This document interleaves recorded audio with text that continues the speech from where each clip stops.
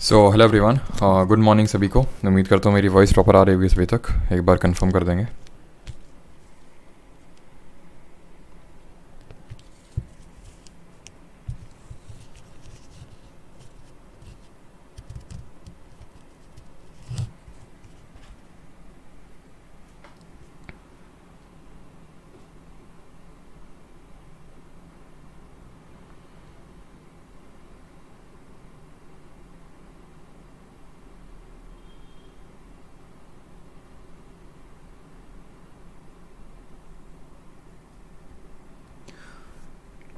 एक बार कंफर्म करेंगे सारी चीज़ें प्रॉपर हैं कि नहीं।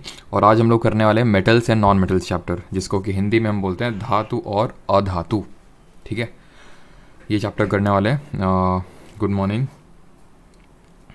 चोपड़ा, अमन, कृतिका, जायसवाल, सौरभ, पाशा, हर्ष, संजना, प्राची, सबा, चौस, मिली, यूपेन, प्रियांशु, अनुश्री, सभी को गुड मॉर्निंग।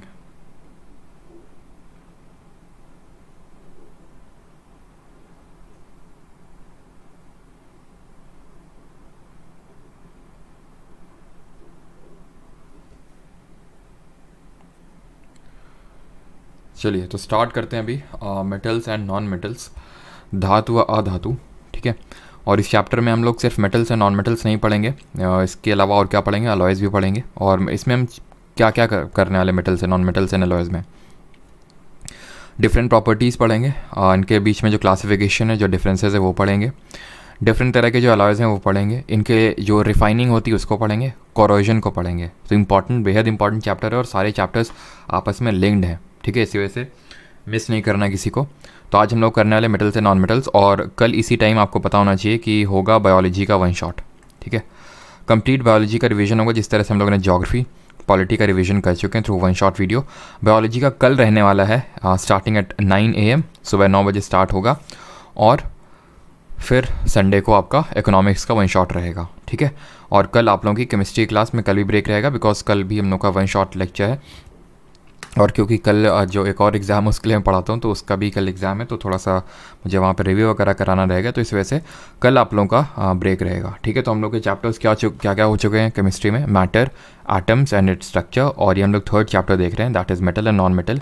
अगला चैप्टर होगा हमारा एसिड, बेस एंड सॉल्ट। तो चलिए स्टार्ट करते हैं। What are the differences between metals and non metals. Metals मतलब धातु, नॉन मेटल्स मतलब अधातु। सबसे पहले उनकी भौतिक अवस्था के बारे में चर्चा करते हैं, उनके फिजिकल स्टेट के बारे में। यहाँ पे भौतिक अवस्था, उनके फिजिकल स्टेट के बारे में यहाँ पे हम पढ़ते हैं कि उनकी फिजिकल स्टेट कैसे क्या होती है। ठीक है, तो metals generally exist in solid state, non metals exist in solid and gases state. Exception है यहाँ पे मरकरी एंड एक्सेप्शन है यहाँ पे ब्रोमीन। यानी कि पहली बात तो ये है कि मेटल्स और नॉन मेटल्स में डिफरेंस तो नहीं हम बोलेंगे ये एग्जैक्टली, बिकॉज सॉलिड स्टेट में दोनों एग्जिस्ट करते हैं।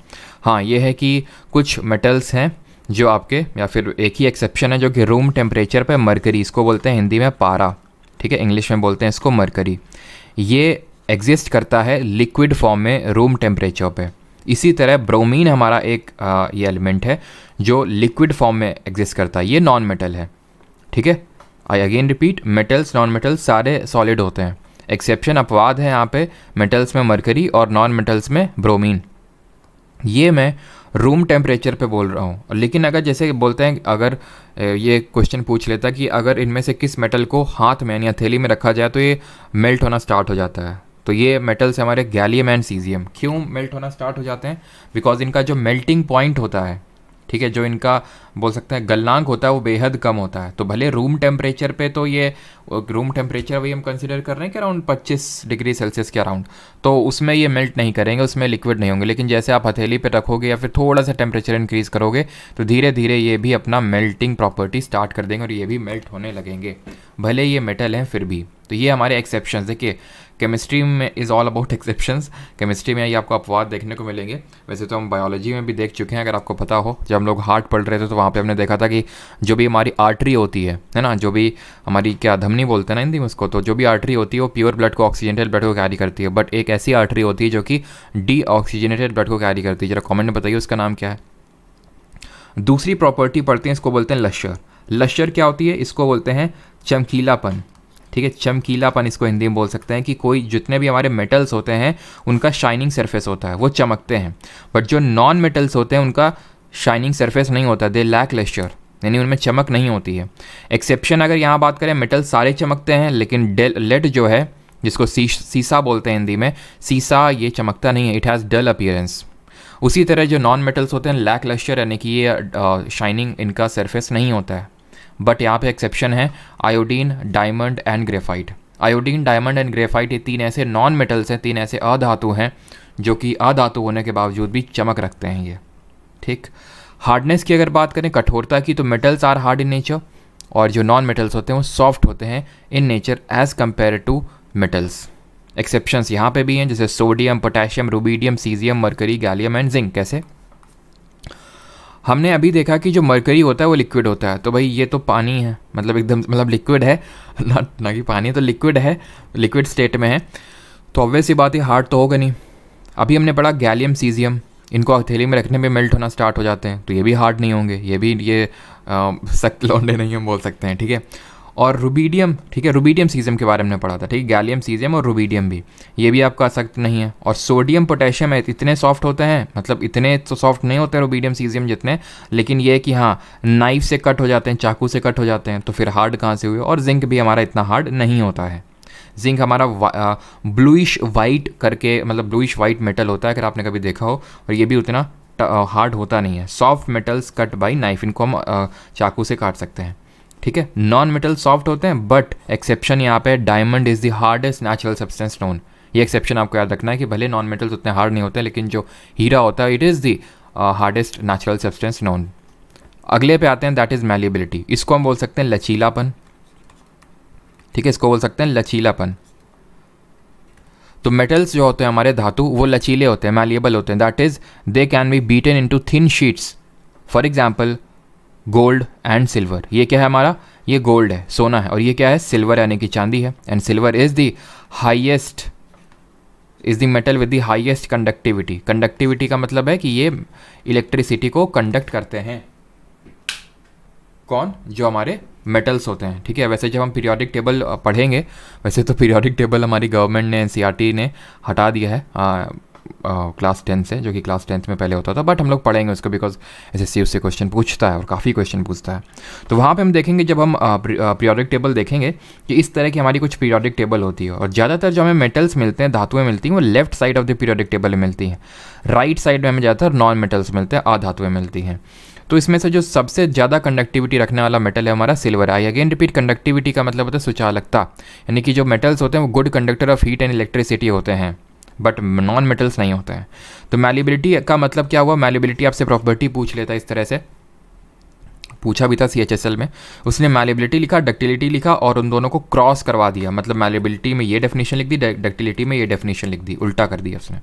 तो मैलिएबल का मतलब होता है कि पीट के थिन शीट्स में ड्रॉ किया जा सकता है। जैसे कि आपने देखा है लोहार वगैरह जो हमारे होते हैं, लोहार लोग, तो वो लोहे को एकदम पीटते रहते हैं, देखा है आपने, पीट के उनको एकदम पतली चादर से मतलब बना देते हैं। That is what called as malleability. Then what is ductility?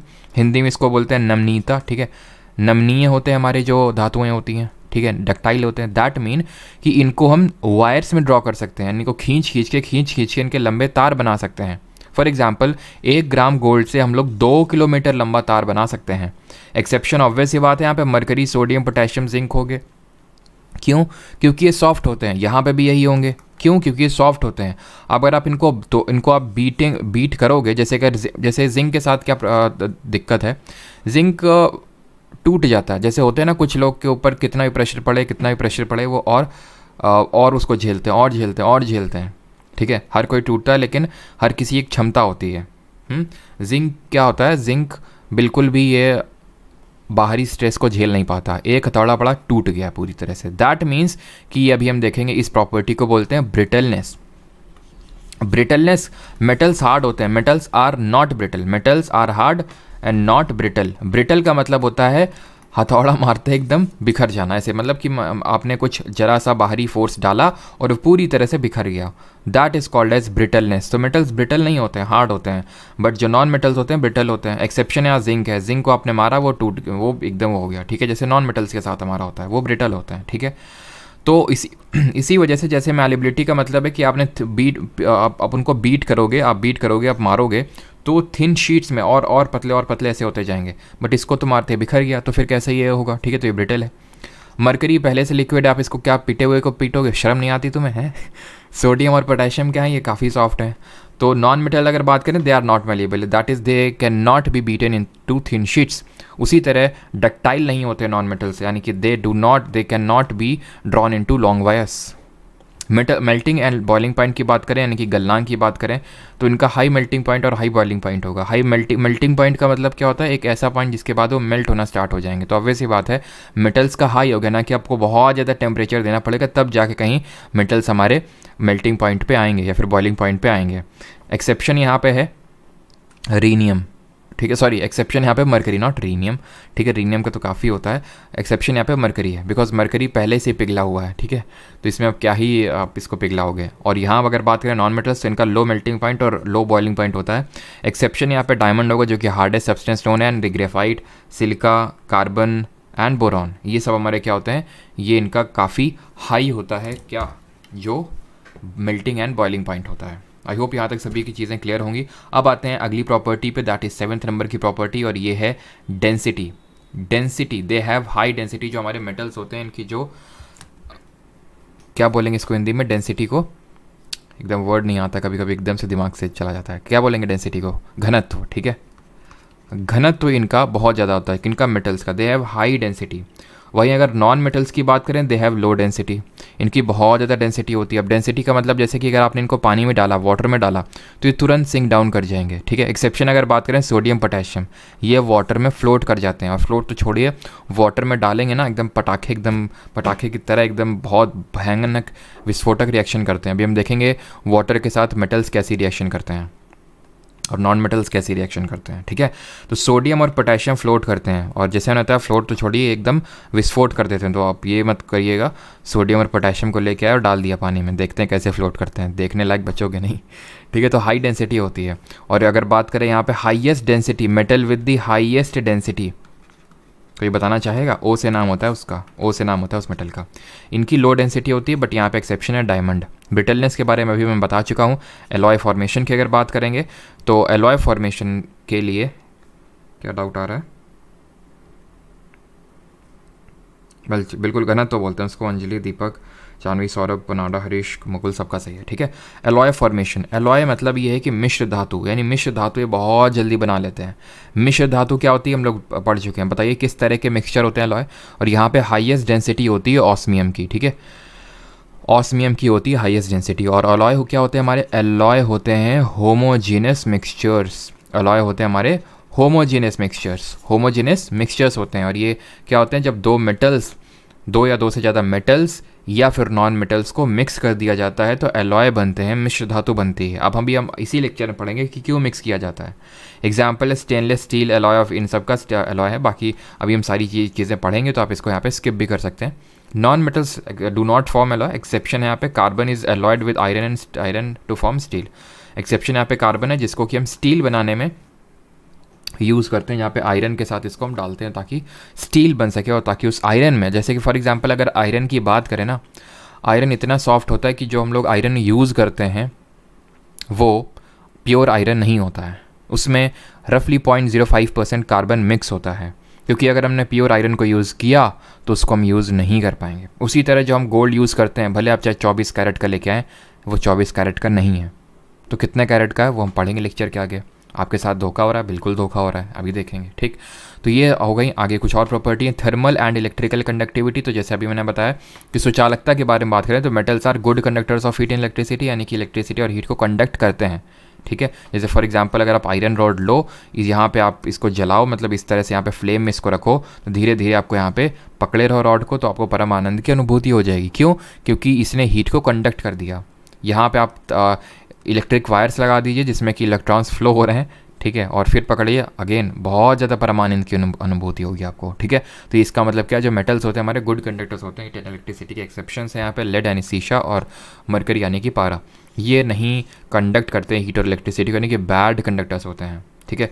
Non metals की अगर बात करें तो ये बैड कंडक्टर्स होते हैं हीट एंड इलेक्ट्रिसिटी की। एक्सेप्शन यहाँ पे graphite being a non metal, अधातु है, बट फिर भी ये it is a good conductor of electricity. Sonorosity, sonorous का मतलब होता है टन, टनाटन, टन टन टारा, टन टनाटन टन टन टारा, ठीक है, ये होता है सोनोरसिटी का मतलब। इसका मतलब होता है, सोनोरस का मतलब कि जब हम हिट करेंगे इनको तो ये टन टन की आवाज़ प्रोड्यूस करेंगे। तो स्कूल में जिस तरह से हमारी घंटी होती थी, घंटी बजती थी, है ना, टन टन से आवाज़ आती थी, हमें पता चल जाता था।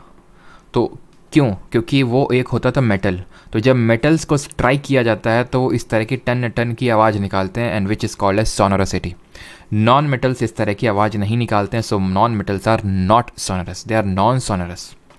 टाइप्स ऑफ आयन की अगर बात करें तो आयन बनाते हैं, हमने पढ़ा है पिछले लेक्चर में कि आयन क्या होते हैं। आयन होते हैं जब हमारा एलिमेंट इलेक्ट्रॉन देता है या लेता है तब आयन बनते हैं।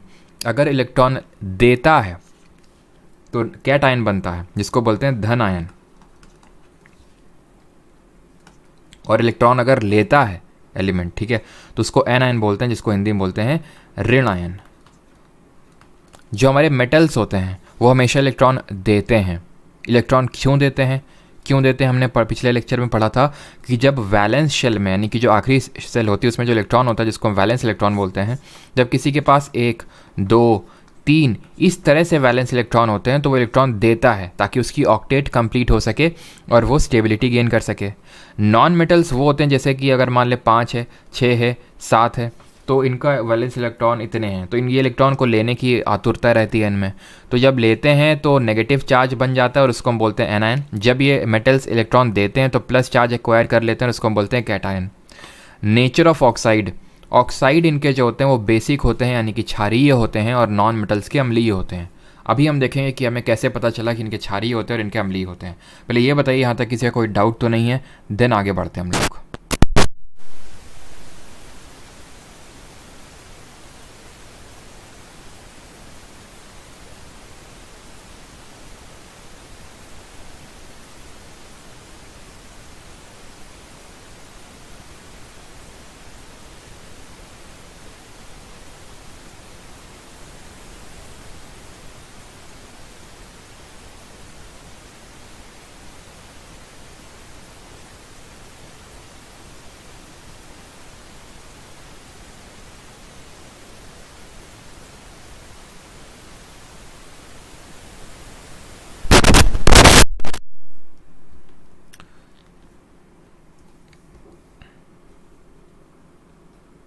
क्लियर है? ओके, ये पीडीएफ जो प्राइवेट टेलीग्राम है उस पर मिलेगी।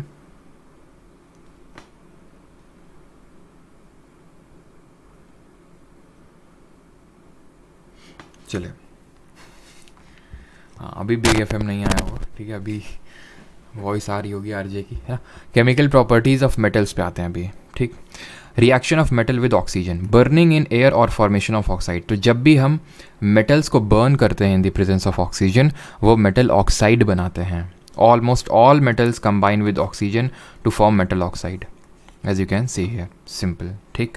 Now these metal oxides are basic in nature. How we got to know that these are basic in nature? ये क्षारीय होते हैं, कैसे पता चला हमें ऐसा पता चला जब इनकी रिएक्शन हमने एसिड के साथ करवाई ना, तब हमें पता चला। कैसे? तब सॉल्ट एंड वाटर बन गया, सॉल्ट एंड वाटर बन गया। हम एसिड, बेस एंड सॉल्ट वाले चैप्टर में पढ़ेंगे इस चीज़ को कि जब हम किसी एसिड की यानी अम्ल की रिएक्शन बेस यानी क्षार के साथ करवाते हैं तो सॉल्ट और वाटर मिलता है, ये हम पढ़ेंगे, ठीक। तो जब हमने किसी चीज़ की, जब हम एसिड की रिएक्शन बेस के साथ करवाते हैं तो सॉल्ट और वाटर मिला, हमें यहाँ सॉल्ट एंड वाटर भी मिल रहा है, हमारा यहाँ एसिड भी है, मतलब ये पक्का बेस होगा। सिंपल, मतलब ये पक्का बेस होगा। हमें पता है कि सॉल्ट एंड वाटर तब मिलता है जब हम किसी एसिड की रिएक्शन बेस के साथ करवाते हैं। ये एसिड हो गया तो अपने आप ये बेस हो गया। तो all metal oxides are basic in nature. Reaction of metal with oxygen, exception some metal oxide such as aluminum oxide, zinc oxide show both acidic and basic behavior. Such metal oxide which react with both acid and base are known as amphoteric oxide. मतलब ये होता है कि देखो, ये mail, ठीक है, female, kids, ठीक है, समझ पा रहे होंगे आप। फिर कहीं कहीं पे कुछ एक्सेप्शंस हो जाते हैं, ठीक है। और वो एक्सेप्शंस जो हैं वो हैं ये। कैसे? हमें पता है कि एक सेकेंड, जिस तरह से जो मेटल ऑक्साइड होते हैं वो acidic in basic in nature होते हैं, तो जब एसिड के साथ रिएक्शन करवाएंगे तो सॉल्ट और वाटर मिलेगा, ये पहली चीज़। दूसरी चीज़, इसका उल्टा होता है, जो नॉन मेटल के ऑक्साइड होते हैं वो एसिडिक होते हैं। वो हमें कैसे पता चला? जब हमने उनकी रिएक्शन बेस के साथ करवाई, क्षार के साथ, तो हमें सॉल्ट एंड वाटर मिला। ठीक है, तो अगर मेटल ऑक्साइड बेसिक है तो नॉन मेटल के ऑक्साइड एसिडिक हैं। लेकिन कुछ ऐसे हमारे मेटल के ऑक्साइड हैं जो एसिड के साथ भी रिएक्शन कर ले जाते हैं और बेस के साथ भी कर ले जाते हैं। बिकॉज जनरली स्पीकिंग, क्योंकि metal oxide basic in nature है तो ये बेस के साथ रिएक्शन नहीं करेंगे। मेटल ऑक्साइड बेसिक है तो बेस के साथ रिएक्शन नहीं करेंगे, एसिड के साथ ही करेंगे। But aluminium oxide, zinc oxide, ठीक है, ये ऐसे हैं जो एम्फोटरिक इन नेचर है, मतलब ये दोनों से रिएक्शन कर जाते हैं। जैसे एल्यूमिनियम ऑक्साइड को लिया, एसिड के साथ रिएक्शन करवाया, सॉल्ट वाटर मिला। सिमिलरली इसको अगर हम बेस के साथ रिएक्शन करवाते हैं तो भी सॉल्ट एंड वाटर मिल जाता है। So from this we conclude कि एम्फोटरिक इन नेचर है एल्यूमिनियम और zinc oxide. Chemical properties of metal, order of reactivity of metal with oxygen. और अभी हम देखेंगे different metal react with oxygen at different rate. ये अभी हम रेट देखेंगे किस रेट के साथ रिएक्शन करते हैं। सोडियम एंड पोटेशियम, चलो पहले देख ही लेते हैं तभी आपको समझ में आएगा। तो ये हमारी रिएक्टिविटी सीरीज़ है। ये हमारे कुछ मेटल हैं, जो मेटल बहुत ज़्यादा रिएक्टिव हैं वो ऊपर हैं, जो बहुत कम रिएक्टिव हैं वो नीचे हैं। मतलब कि हम ये बोल सकते हैं कि ऊपर से नीचे जाने पर रिएक्टिविटी घट रही है, यानी कि जो क्रिया करने की, इनकी अभिक्रिया करने की जो क्षमता है वो ऊपर से नीचे में घटेगी। कैटरीन, और इसको देखो ये KNA जिस तरह से लिखे हुए, potassium, sodium, barium, calcium, magnesium, aluminium, zinc, iron, निकल, टिन, लेड, ठीक है, hydrogen, copper, mercury, silver, gold और प्लैटिनम। ठीक है, पहली बात तो आपको सिंबल पता होना चाहिए थोड़ा बहुत कि हाँ भाई हम इसको लेड बोलते हैं, इसको टिन बोलते हैं। सारी चीज़ें नहीं पता है तो उतना कोई बहुत ज़्यादा वो नहीं है, लेकिन फिर भी आपको ये थोड़ी सी चीज़ें पता होनी चाहिए। बट यहाँ पे मेन चीज़ फोकस की वो नहीं है। मेन चीज़ फोकस की ये है कि आपको ये रिएक्टिविटी सीरीज़ ऑर्डर में याद होनी चाहिए, बिकॉज कई जगहों में काम आएगी आपके आगे। जब हम डिस्प्लेसमेंट रिएक्शन पढ़ेंगे, विस्थापन क्रिया, तो आपको अगर ये नहीं पता होगी तो आप वो क्वेश्चन सही नहीं कर पाएंगे। तो अब याद कैसे रखें इस रिएक्टिविटी सीरीज़ को? याद करने के लिए मैं आपको एक ट्रिक या फिर नमोनिक बता रहा हूँ, उसको ध्यान से सुनिएगा। ठीक है, हमारी कैटरीना जी हैं, ठीक है, कैटरीना ने कार मांगी, यहीं पे देख लीजिए, कैटरीना ने, ठीक है, यहाँ पे चलो, यहाँ पे मत देखो, या फिर यहाँ पे देखो जहाँ पे जो मैं लिख रहा हूँ, या तो इसको हटा दो, बेरियम को हटा दो सीधे, ठीक है, बेरियम को हटाओ यहाँ से। कैटरीना ने कार मांगी, किससे मांगी बताइए, कमेंट बताइए किससे मांगी होगी कार है, किससे मांगी होगी कैटरीना है? ऑब्वियस सी बात है, सलमान भाई से। ठीक है, कैटरीना ने कार मांगी ऑल्टो जेन फरारी, ठीक है, ऑल्टो जेन फरारी, यहाँ तक याद हो गया। कैटरीना ने कार मांगी ऑल्टो जेन फरारी, फिर भी क्या मिली? Silver Audi. कैटरीना ने कार मांगी ऑल्टो जेन फरारी, फिर भी मतलब लेड, मिली से आपका ये, फिर भी क्या से आपका हो गया कॉपर, ठीक है, क्या से हो गया ये आपका कॉपर, क्या मिली, ये है आपका मिली, मिली से हो गया आपका मरकरी, मिली से हो गया आपका मरकरी। सिल्वर, ये सिल्वर है, और ऑडी, ऑडी आपका हो गया गोल्ड, ठीक है, AU होता है आपका गोल्ड। कैटरीना ने कार मांगी ऑल्टो जेन फरारी, फिर भी क्या मिली? Silver Audi. इस तरह से आपको याद कर लेना है। अब मुझे पता, बेरियम तो पहली बात याद करने की बिल्कुल भी ज़रूरत है नहीं, बस आप थोड़ा सा ये कुछ इस तरह से बना लीजिएगा कि निकल और टिन आपके बीच में है, ठीक है, ठीक है, ऑल्टो जेन फरारी, ठीक है, फरारी के बाद इस तरह से यहाँ पे कुछ आप निमोनिक बना सकते हैं। बाकी ये अगर नहीं भी बनाएंगे तो भी चलेगा, इतना भी याद रखेंगे आराम से हो जाएगा। ठीक, अब ध्यान से देखिए, क्योंकि ऊपर वाले जो मेटल्स हैं वो बहुत ज़्यादा रिएक्टिव हैं, तो ये इतने ज़्यादा रिएक्टिव हैं, ठीक है, कि राजपाल यादव की तरह बोलते हैं दो ना, मतलब ये इनको हम कोल्ड वाटर के साथ रिएक्शन करवाते हैं, विगरसली रिएक्ट करते हैं। विगरसली का रिएक्ट का मतलब होता है कि बहुत भयंकर तौर से हीट रिलीज करके रिएक्ट करते हैं। जरा सा ठंडा पानी डाल दो, ये रिएक्ट कर जाते हैं तीनों, ठीक है, ठंडा पानी डालने में ये बहुत भयंकर रिएक्शन करते हैं। फिर अगर हम आते हैं, जैसे ये मैग्नीशियम जी हमारे, ये क्या है, ठीक है, मतलब इनमें क्या है कि बहुत ज़्यादा आतुरता है, मतलब एकदम भरे बैठे हैं, आओ तो कोई। मैग्नीशियम क्या है, ये हॉट वाटर के साथ रिएक्शन करता है, इतना ज़्यादा भरा नहीं बैठा है, कोल्ड वाटर से रिएक्शन नहीं करेगा, इसके लिए हॉट वाटर चाहिए। हॉट वाटर मंगाइए भाई के लिए। ऑल्टो जेन फरारी, यानी एल्यूमिनियम, जिंक और आयरन, ये ना तो कोल्ड से ना तो हॉट से काम चलेगा, इनको चाहिए धधकती हुई भाप, स्टीम चाहिए, तभी रिएक्शन करेंगे। और ये जो नीचे के हैं ना, बाकी नीचे के जो हैं, इनको चाहे तुम कुछ भी ले आओ, ये रिएक्शन नहीं करेंगे। इनकी सारी जो अंदर की क्षमता है वो ख़त्म हो चुकी है। ठीक, तो ये क्या है कि बहुत तेज़ी के साथ रिएक्शन करेंगे। आप ठंडा पानी लेके आओ, तुरंत आप भरे बैठे हैं, बिल्कुल तैयार बैठे हुए हैं तीनों। मैग्नीशियम जी क्या है, ये हॉट वाटर से रिएक्ट करते हैं, और ये बाकी के नीचे जो तीनों हैं वो स्टीम से रिएक्शन करते हैं। तो ये order of activity with of metal with oxygen बताया। Different metals react with oxygen at different rate. Sodium potassium react vigorously with oxygen and catch fire if left open. इसीलिए that's why they are kept in kerosene oil. ठीक है, इसीलिए इनको kerosene oil में रखा जाता है बंद करके, बिकॉज बहुत ज़्यादा रिएक्टिव होते हैं ये। At room temperature surface of magnesium aluminium are covered with thin layer of oxide which prevent the metal from further oxidation. They burn in air only by heating. Zinc burns only on strong heating. Iron burns in the form of filling. Gold and silver do not react with oxygen at high temperature. नीचे वाले react नहीं करते हैं। एक चीज़, hydrogen के ऊपर जितने भी मेटल्स आपको दिख रहे हैं दे रिप्लेस, ठीक है, हाइड्रोजन के ऊपर रिएक्टिविटी सीरीज़ में ऊपर वाले जो मेटल्स हैं वो एसिड के साथ रिएक्शन करने पे, एसिड के साथ रिएक्ट करने पे हाइड्रोजन इवॉल्व कर देते हैं, हाइड्रोजन इवॉल्व करते हैं, लेकिन नीचे वाले नहीं कर पाते हैं। Copper, mercury, silver, gold, platinum, ये एसिड के साथ रिएक्शन करवाएंगे, they will not liberate hydrogen. Reaction of metal with water, water के साथ रिएक्शन करवाएंगे तो क्या मिलेगा। बट बिफोर दैट ये चीज़ आप यहाँ पे पढ़ लिए, कहाँ गया भाई, रुको, देख सकते हैं यहाँ पे, वो वाली स्लाइड कहाँ गई, चलो कोई नहीं, अभी आ जाएगी। हाँ, यहाँ पे आप देखिए, जो अभी हम लोग डिस्कशन कर रहे थे कि कैटरीना ने कार, ये तीनों कोल्ड से रिएक्शन कर लेंगे। एल्यूमिनियम स्टीम लाना पड़ेगा एल्यूमिनियम और आयरन के लिए, और बीच में हमारा मैग्नीशियम था, उसको वार्म वाटर लाना पड़ेगा।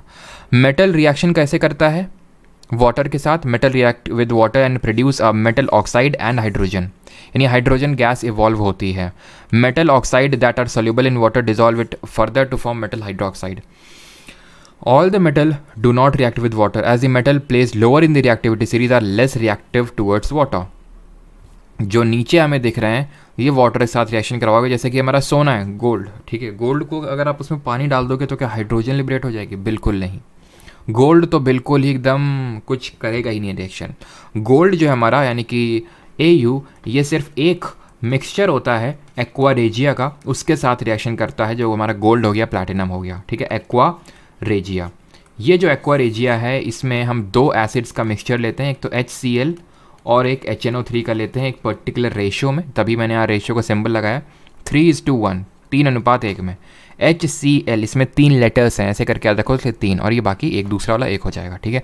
तो एक्वा रेजिया में ये डिसॉल्व होते हैं, और यहाँ पे आप देख सकते हैं किस तरह वाटर से साथ रिएक्शन करवाने पे हाइड्रोजन इवॉल्व कर रहे हैं, हाइड्रोजन इवॉल्व कर रहे हैं सारे, ठीक। जब नीचे चले जाएंगे और तो बिल्कुल कोई रिएक्शन नहीं करेंगे। Now reaction of metal with acid, acid के साथ रिएक्शन में क्या मिलेगा, तो एक्सेप्ट फ्यू रिएक्टिव मेटल्स जो बहुत ज़्यादा रिएक्टिव होते हैं, all metal react with dilute sulphuric acid and hydrochloric acid to produce salt and hydrogen gas. इसी को हम बोलते हैं, जैसे कि मेटल जब एसिड के साथ रिएक्शन करवाते हैं तो सॉल्ट और हाइड्रोजन बनता है। इसको आप ऐसे आसानी से याद रख सकते हैं, मैश से कैसे हमें याद रहेगा ये, कि जब हम मेटल की रिएक्शन एसिड के साथ करवाते हैं, अम्ल के साथ करवाते हैं, तो हमें सॉल्ट और हाइड्रोजन गैस मिलती है। तो आप मैश से इसको याद रख सकते हैं, ठीक। Now hydrogen gas is not evolve when a metal reacts with nitric acid. क्यों? क्योंकि जब इसकी रिएक्शन करवाते हैं तो हाइड्रोजन निकलती नहीं है, लेकिन जो हाइड्रोजन निकली वो पानी में तब्दील हो जाती है, H2O में तब्दील हो जाती है, बिकॉज इस हाइड्रोजन को ऑक्सीजन मिल जाता है, दोनों मिल के पानी बना देते हैं, ठीक है। It oxidizes the hydrogen produced to water and itself gets reduced to any of the nitrogen oxides. But magnesium and manganese react with dilute HNO3 to evolve hydrogen gas. यानी कि ये दोनों एक्सेप्शंस हैं। कौन? Magnesium and manganese. मैग्नीशियम और manganese ये दोनों exceptions हैं, अपवाद हैं, जो एसिड के साथ रिएक्शन करने पे हाइड्रोजन इवॉल्व कर देते हैं, बट ये डाइल्यूट फॉर्म में होना चाहिए। अगर कंसनट्रेटेड ये भी ले लिया तो ये भी H2 से H2O बन जाएंगे। मतलब क्या हुआ, जब हम बहुत ज़्यादा कंसनट्रेटेड, अब ये आप मत पूछेगा सर कंसनट्रेटेड और डाइल्यूट में अंतर क्या होता है, हम लोग देख चुके हैं, ठीक है। कंसनट्रेटेड HNO3 और डाइल्यूट HNO3 में हम ये बोल सकते हैं कि दोनों में, इसमें पानी ज़्यादा होगा और एसिड कम होगा, इसमें एसिड ज़्यादा होगा पानी कम होगा, बिकॉज HNO3 काफ़ी हाईली ऑक्सीडाइजिंग एजेंट है। हम जब डिफरेंट टाइप ऑफ रिएक्शन पढ़ेंगे तो वहाँ ऑक्सीडेशन रिएक्शन पढ़ेंगे कि ऑक्सीडेशन रिएक्शन वो होती है जहाँ पे ऑक्सीजन जुड़ता है। ये क्या होता है, ऑक्सीजन देने के लिए आतुर बैठा रहता है HNO3।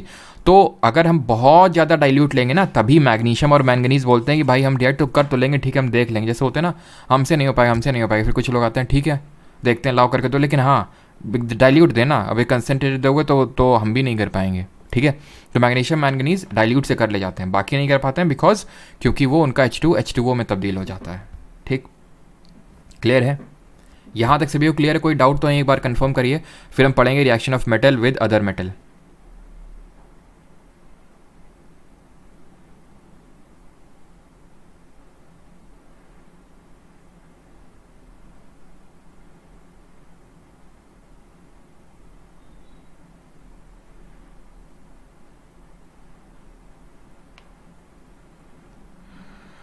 सर परसों वाली केमिस्ट्री का क्लास कहाँ है? स्पैम क्यों कर रहे हो भाई? परसों वाली केमिस्ट्री क्लास एप्लीकेशन में है, एप्लीकेशन में, ओके ठीक है।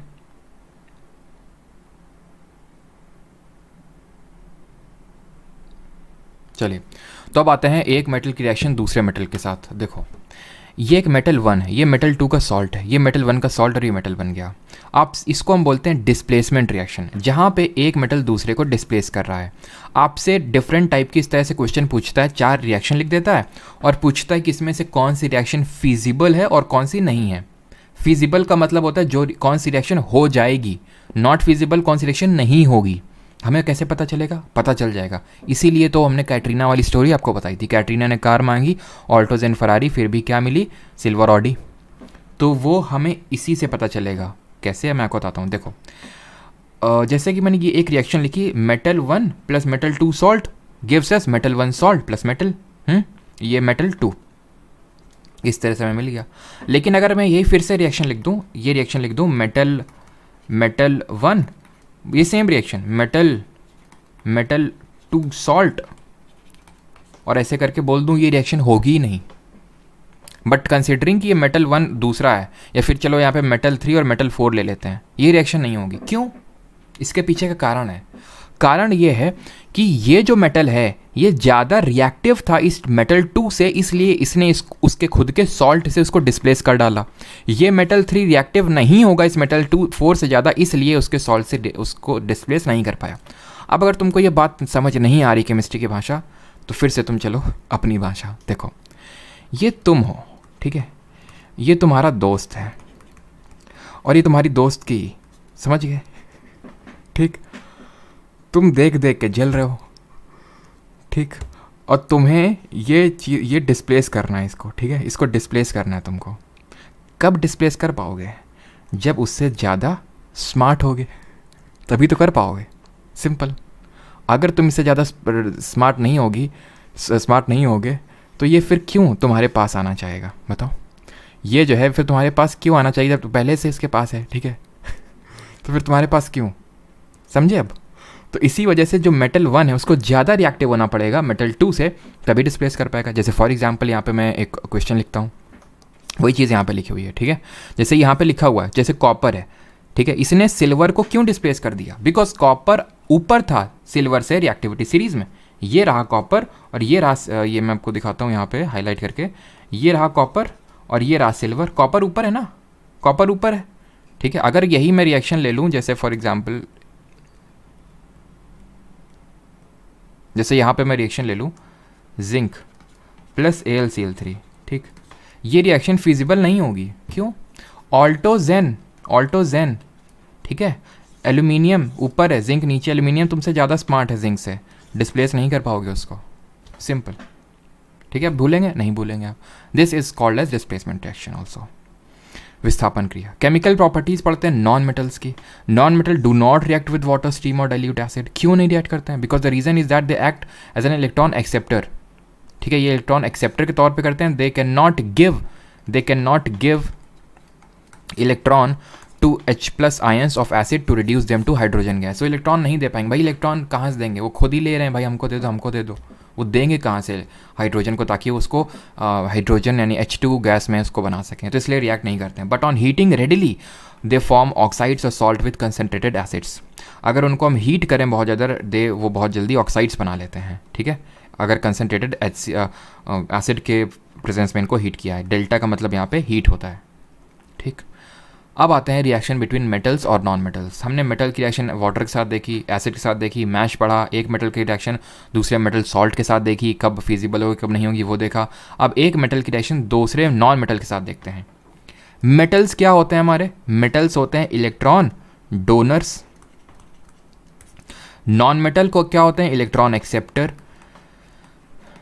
इसको चाहिए, इसको देना है स्टेबिलिटी गेन करने के लिए, जो हमने पिछली क्लास पढ़ा। तो बहुत आसानी से क्या हो जाएगा? बॉन्ड बन जाएगा यहाँ पे। बॉन्ड कैसे बनेगा? यहाँ पे बॉन्ड बनेगा, ये लो एक हमारा इलेक्ट्रॉन ले लो। ठीक है, ये है हाइड्रोजन, एक इलेक्ट्रॉन है। ये है हाइड्रोजन, इसके पास भी इलेक्ट्रॉन है। दोनों को ही चाहिए। यहाँ क्या था? एक को चाहिए था, इसको देना था। कोई दिक्कत नहीं, आराम से बॉन्ड बन गया। इस सोडियम ने बोला ये लो हमसे एक इलेक्ट्रॉन ले लो हमसे तुम। तो मेरे पास 7 है ना, ऑक्टेट कंप्लीट करने के लिए 8 चाहिए, एक हमसे ले लो। हाइड्रोजन में क्या? दोनों को ही चाहिए। बोलेंगे शेयर कर लेते हैं। शेयर कैसे करेंगे? अपना इलेक्ट्रॉन जब हमें जब 2 की ज़रूरत पड़ेगी तो तुम हमें दे देना अपना वाला, और जब तुम्हें पड़ेगी तो हम अपना वाला दे देंगे। तो ये हाइड्रोजन के बीच में जो बॉन्ड बना इज़ नॉट सिमिलर टू जो सोडियम और क्लोराइड के बीच में बना। क्यों? क्योंकि यहाँ पे हुआ क्या? यहाँ पे हुआ transfer of electrons. Transfer of electron हुआ यहाँ पे, ट्रांसफ़र ऑफ इलेक्ट्रॉन्स। यहाँ पे क्या हुआ? यहाँ पे हुआ शेयरिंग ऑफ इलेक्ट्रॉन्स। और जहाँ पे ट्रांसफ़र होता है इलेक्ट्रॉन का, वहाँ पे बनता है इलेक्ट्रोवैलेंट बॉन्ड। इसी इलेक्ट्रोवैलेंट बॉन्ड को बोलते हैं आयोनिक बॉन्ड। और जहाँ शेयरिंग ऑफ इलेक्ट्रॉन होता है, वहाँ बनता है कोवैलेंट बॉन्ड। अब मुझे बताइए दोनों में से कौन सा स्ट्रांग होगा? इलेक्ट्रोवैलेंट या फिर कोवैलेंट? और ऐसे जो कंपाउंड बनते हैं, जैसे Na और Cl में ट्रांसफर ऑफ इलेक्ट्रॉन हुआ, और NaCl जो हमारा ये मॉलिक्यूल एक तरह से बना है, फिर कंपाउंड बना, ये कैसा होगा? इनके बीच में स्ट्रॉन्ग, ये इसको बोलते हैं इलेक्ट्रो आयोनिक कंपाउंड या फिर इलेक्ट्रोवैलेंट कंपाउंड्स। ठीक है, आयोनिक कंपाउंड या फिर इलेक्ट्रोवैलेंट कंपाउंड्स इनको बोल देते हैं। ठीक है, और इनको क्या बोल देंगे? Covalent compounds. जैसे कि H2O। ठीक है, H2O है हमारा। चलिए अभी उसको एलिमिनेट, उसको भी थोड़ा सा होल्ड करते हैं। पहले ये बताइए कि इनमें दोनों में से स्ट्रॉन्ग कौन सा होगा? इलेक्ट्रोवैलेंट या फिर कोवैलेंट? ऑब्वियस सी बात है, इलेक्ट्रोवैलेंट ये स्ट्रॉन्ग होगा। रीज़न क्या है? क्योंकि यहाँ पे पूरा ट्रांसफ़र ऑफ इलेक्ट्रॉन है, शेयरिंग नहीं चल रही यहाँ पे। अब फॉर एग्जांपल मान लो कभी रेट बढ़ गई यहाँ पे। ठीक है, मान लो यहाँ पे रेट बढ़ गई कभी भी अचानक से एकदम सरप्राइज़ वाली, तो इनके पास 2 मिलेंगे ही नहीं। बॉन्ड फिर इनका टूट जाएगा, ऐसे समझो। ठीक है, ऐसे रिलेट करो।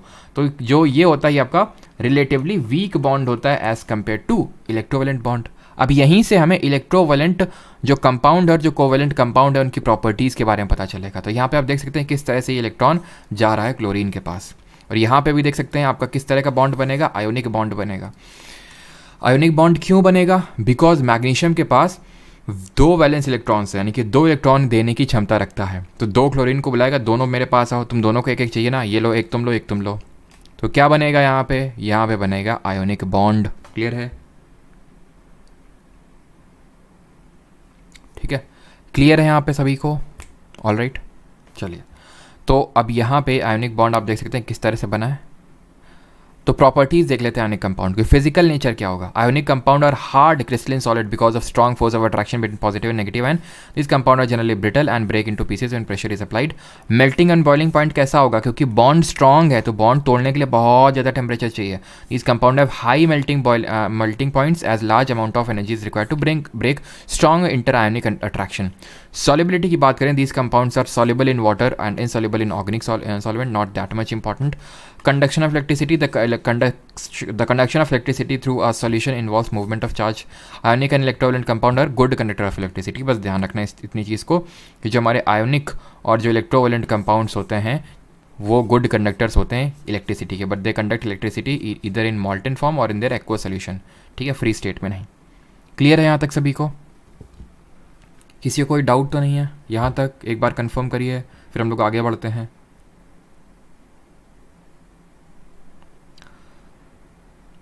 अनिकेत बिल्कुल सही है, हाय विवेक गुड कंडक्टर, बिल्कुल। रजनीश, अंजलि, निशा, सृष्टि, सही है सभी का। ऑलराइट, तूफान का देवता थॉर ने श्रुति प्रभा नो प्राची पंडित, तो हाँ जी ओके। अब आते हैं मेटल्स को एक्सट्रैक्ट करते हैं from their ores. What are ores? देखो जो हमारी धातुएं होती हैं, ऐसे तो है नहीं गोल्ड, भैया वहाँ गोल्ड पड़ा, थोड़ा सा गड्ढा अड्डा खोदो, वहाँ एक हार पड़ा होगा निकाल दो ज़रा, ऐसे तो बोलते नहीं हो, ठीक है, कि वहाँ भाई अंगूठी पड़ी होगी इतने कैरेट की, निकाल ला गोल्ड, ऐसा तो होता नहीं है। मेटल जो है जनरली उसके ओर के फॉर्म में मिलता है। ओर मतलब क्या होता है? ओर होता है जैसे कि मान लो कोई रॉक मिली, चट्टान मिली, उसमें से थोड़ा सा हमें मेटल होगा, जैसे अगर हमें गोल्ड मिल सकता है, उसमें सिल्वर मिल सकता है, उसमें कॉपर मिल सकता है। तो ओर होता है कि जिसमें मेटल होता है प्लस उसमें इम्प्योरिटीज़ होती हैं। इन इम्प्योरिटीज़ को बोलते हैं केमिस्ट्री की लैंग्वेज में गैंग। इन गैंग को हमें हटाना होता है। हम पहले तो मेटल को एक्सट्रैक्ट करेंगे उसकी पर्टिकुलर ओर से, फिर उसको हम प्योरीफाई करेंगे, तब हमें मेटल प्राप्त होगा। हम उसकी ओर से पहले एक्सट्रैक्ट करेंगे, अगेन आई रिपीट कि पहले एक्सट्रैक्ट करेंगे मेटल को from its ore and then उसको प्योरीफाई करेंगे, रिफाइन करेंगे, देन हमें प्योर मेटल मिलेगा। ये कुछ और से जो यहाँ पे लिखी हुई है, नेटिव गोल्ड ये गोल्ड की ओर है, अर्जेंटाइट सिल्वर की है, सल्फाइड की फॉर्म में होती है, मैलाशाइट, एजुराइट, चैल्कोपाइराइट, आइट जहाँ देखने को मिल रहा है आपको वो कॉपर का है, वैसे यहाँ पे भी आपको आइट देखने को मिलेगा, हेमेटाइट, मैग्नेटाइट, पाइराइट ये आयरन की ओर है, बट ये ध्यान रखना मैलेचाइट, फिर मैलेकाइट, एजुराइट और चैल्कोपाइराइट ये आपकी कॉपर की ओर है, ठीक है। कार्बोनेट की है ये आपकी मैलाकाइट और एजुराइट, और जो चैल्कोपाइराइट है वो सल्फाइड ओर है। मरकरी इसकी ओर है सिन्नाबार, ठीक है, सल्फाइड की फॉर्म है GS। हेमेटाइट, मैग्नेटाइट और पाइराइट, मैग्नेटाइट में ज़्यादा हाई परसेंटेज ऑफ आयरन होता है इसमें as compare to hematite. Ten की होती है कैसिटेराइट, ठीक है, ऑक्साइड होती है और लेड है होती है अभी गैलेना, ठीक है, सल्फाइड के फॉर्म में। तो अभी मैंने बोला सल्फाइड के फॉर्म में, इसके फॉर्म में, उसके फॉर्म में, ऐसे मैंने बोला ना आपको, ठीक है, ऐसे मैंने आपको बोला ना अभी, ठीक है। यहाँ पे एक सेकंड रुको, वो कहाँ गया, चलो तो अभी हमने रिएक्टिविटी सीरीज़ पढ़ी थी, राइट। रिएक्टिविटी सीरीज़ में क्या पढ़ा था, यहाँ पे मैं आपको बता देता हूँ, ठीक है। रिएक्टिविटी सीरीज़ में हमने क्या पढ़ा था? अभी हमने पढ़ा था कैटरीना ने, एक सेकेंड, हमने पढ़ा था कैटरीना ने कार मांगी ऑल्टो, ठीक है, जेन फरारी, फिर भी क्या मिली सिल्वर ऑडी, ठीक है, सिल्वर ऑडी। तो जो हमारे रिएक्टिविटी सीरीज़ में ऊपर होते हैं मेटल ये वाले, इनको हम इलेक्ट्रोलिसिस से इनको हम एक्सट्रैक्ट करते हैं, ठीक है। अभी देखेंगे कैसे, क्या इलेक्ट्रोलिसिस क्या होता है, ठीक है। इलेक्ट्रोलिसिस से एक्सट्रैक्ट कर लेते हैं। जो मिडिल में है इनको हम रिडक्शन करते हैं कार्बन के साथ, और ये अपने नेटिव स्टेट में मिल जाते हैं। नेटिव स्टेट का मतलब है कि ये जनरली किसी के साथ अटैच्ड होते नहीं हैं, जनरली अपने फ्री स्टेट में मिलते हैं, बस इनको लेके रिफाइन करना पड़ता है, एक्सट्रैक्ट करने की ज़रूरत नहीं पड़ती है इन लोगों को ज़्यादातर हमें, क्योंकि ये अपने नेटिव स्टेट में मिल जाते हैं। अटैच्ड सेल्फ, देखो जो हमारे मेटल्स होते हैं वो तो अब या तो आपको नेटिव स्टेट में मिलेंगे, या वो उनमें कार्बोनेट अटैच रहेगा, या सल्फाइड अटैच रहेगा, या ऑक्सीजन अटैच रहेगा। देखिए सल्फाइड या कार्बोनेट या ऑक्सीजन अटैच रहेगा, ठीक है। 3 चीज़ें हैं, ध्यान से समझते रहिएगा इसको, बहुत आसानी से आपको समझ में आ जाएगा। जो हमारे ऊपर है रिएक्टिविटी सीरीज़ में, क्योंकि वो बहुत ज़्यादा रिएक्टिव है, हमने पढ़ा अभी, तो इसलिए उनके लिए हम एक अलग से मेथड यूज़ करते हैं, इलेक्ट्रोलिसिस। उसमें हम देखेंगे क्या करते हैं हम लोग, ठीक है। बाकी जो रिएक्टिव नहीं होते ज़्यादा, तो वो 2 तरह के होंगे, या तो वो कार्बोनेट के फॉर्म में होंगे, सल्फाइड के फॉर्म में होंगे, या तो कार्बोनेट के फॉर्म में होंगे, सल्फाइड के फॉर्म में होंगे। जो कार्बोनेट के फॉर्म में होते हैं उनका हम कैल्सिनेशन करवाते हैं, और जो सल्फाइड के फॉर्म में होते हैं रोस्टिंग करवाते हैं। कैल्सिनेशन और रोस्टिंग में अंतर क्या होता है? कैल्सिनेशन में heating in very limited oxygen, in the presence of very limited oxygen की प्रेजेंस में इसको हीट करते हैं। रोस्टिंग जस्ट उल्टा होता है, heating in abundance of oxygen, in abundance of oxygen. समझ गए आप कि अगर हमारा कार्बोनेट होगा तो कैल्सिनेशन, सल्फाइड होगा तो कैरिमिनाटी को बुला के रोस्टिंग करवा देंगे उसकी। होगा क्या फिर उससे? हमारा मेन जो गोल है, जो उद्देश्य है, वो है कि उसके ऑक्साइड में उसको रिड्यूस कर, उसके ऑक्साइड में कन्वर्ट कर देना। क्यों? क्योंकि अगर उस मेटल का ऑक्साइड के फॉर्म में उसको हमें मिल गया वो मेटल, तो बहुत आसान हो जाता है उसे मेटल बनाना। उसका बस रिडक्शन करवा देना होता है किसी का यूज़ करके, जैसे यूजुअली हम यहाँ पे कार्बन का इस्तेमाल कर लेते हैं रिडक्शन करने के लिए। और होता क्या है, वो ऑक्सीजन उसे खींच लेता है और हमें मेटल मिल जाता है। चाहे वो कार्बोनेट हो, चाहे वो सल्फाइड हो, लेना क्या है, लेना हमें फाइनली क्या है, हमें लेना है ऑक्साइड। जैसे ये क्या, मेटल ऑफ लो रिएक्टिविटी, तो जो अगर ये फ्री स्टेट में भैया, नेटिव स्टेट में तो कोई दिक्कत ही नहीं। सल्फाइड अगर अटैच रेन में तो रोस्टिंग करवा लो, सल्फाइड वालों की रोस्टिंग होती है, ध्यान रखना, ठीक है, रोस्टिंग, और वो इन दी अबंडेंस ऑफ ऑक्सीजन होती है, ठीक है। देन आपको इसमें आपने क्या किया, आपने इसका, क्योंकि जब रोस्टिंग करवाएंगे तो ऑक्साइड के फॉर्म में मिलेगा, फिर उसकी आप उसकी रिडक्शन करवाएंगे तब मेटल मिलेगा, और फिर आप उसकी रिफाइनिंग करवाएंगे। रिफाइनिंग कैसे होती है वो देखेंगे। इतनी चीज़ क्लियर है सभी को? किसी को कोई डाउट तो नहीं है? मैं फिर से रिपीट करता हूँ, और वो रिपीट मेरी ये चीज़ है कि देखो, जो ऊपर है रिएक्टिविटी सीरीज़ के, उनको साइड निकाल दो, अभी उनको साइड निकाल दो। उनका हम इलेक्ट्रोलिसिस करवाते हैं। क्यों? क्योंकि उनके लिए, उनको ये ऑक्सीजन की प्रेजेंस में हीट कर ही नहीं पाएंगे भाई। सोडियम ओडियम पोटेशियम वगैरह को क्या तुमको सोडियम इसमें ऑक्सीजन में वो करवाओगे? हिम्मत नहीं तुम्हारी, वो एकदम भयंकर विगरसली रिएक्ट करेंगे वो। तो ऊपर वालों के लिए इलेक्ट्रोलिसिस, पानी में डाल वाल के ऐसे समझ लो कि इलेक्ट्रोलिसिस हम करवाएंगे उनका, ठीक। अब जो बाकी के हैं, या तो वो कार्बोनेट के फॉर्म में एग्जिस्ट करेंगे या वो सल्फाइड के फॉर्म में एग्जिस्ट करेंगे। हमारा गोल है कि इनको ऑक्सीजन में कन्वर्ट करना, इनके ऑक्साइड में कन्वर्ट करना। अगर कार्बोनेट के फॉर्म में है तो सी से कार्बोनेट, सी से कैल्सिनेशन करवा देंगे in the limited presence of oxygen. Sulphide का हम करवा देंगे रोस्टिंग, ठीक है। दोनों में ही जब करवाएंगे तो हमें उस पर्टिकुलर मेटल का ऑक्साइड मिल जाएगा। क्या मिल जाएगा? मेटल का ऑक्साइड मिल जाएगा। बस इसका हम करवा देंगे रिडक्शन, रिडक्शन करवाने पे मेटल मिल जाएगा, ठीक है। अगर मान लेते हैं ये टाइप की और हैं जो पहले से ही अपने ऑक्साइड में एग्जिस्ट कर रही हैं, तो कोई दिक्कत नहीं है, सीधे इनका रिडक्शन करवा दो, अपने आप मेटल मिल जाएगा। अपने आप क्या मिल जाएगा? मेटल मिल जाएगा। क्लियर? इतनी चीज़ क्लियर। अब ये जब मेटल हमें थोड़ा सा मिल गया, पूरी तरह से प्योर नहीं होता है, तो इसमें हम इनकी करवाते हैं इनकी रिफाइनिंग करने के लिए, ठीक है। इनकी रिफाइनिंग के लिए हम यूज़ करते हैं इलेक्ट्रोलिटिक रिफाइनिंग, ठीक है। इलेक्ट्रोलिसिस प्रोसेस एक हम करवाते हैं, इलेक्ट्रोलिटिक रिफाइनिंग। इसमें हम क्या करते हैं, इसमें हम ये करते हैं कि जो प्योर मेटल होता है उसको हम कैथोड बनाते हैं, इम्प्योर मेटल को हम बनाते हैं एनोड बनाते हैं। और यहाँ पे हम लेते हैं उस मेटल का सॉल्ट ले लेते हैं एज एन इलेक्ट्रोलाइट ले लेते हैं उसके मेटल का सॉल्ट। ये ऐसे होता है इलेक्ट्रोलिटिक रिफाइनिंग प्रोसेस। और इसमें हमें जो मेटल होता है वो कैथोड में मिल जाता है और जो नॉन मेटल होता है वो एनोड मिल जाता है। ऐसे ही जो हमारे ऊपर थे रिएक्टिविटी सीरीज़ में, जब हम उनका इलेक्ट्रोलिसिस करवा रहे थे, तो सिमिलरली वहाँ पे भी हो रहा था। सिमिलरली वहाँ पे क्या हो रहा था कि वहाँ पे कैथोड पे हमें मेटल मिल रहा था और एनोड पे हमें एक तरह से नॉन मेटल मिल रहा था। क्लियर है यहाँ तक सभी को? किसी कोई डाउट तो नहीं? एक बार कन्फर्म करिए।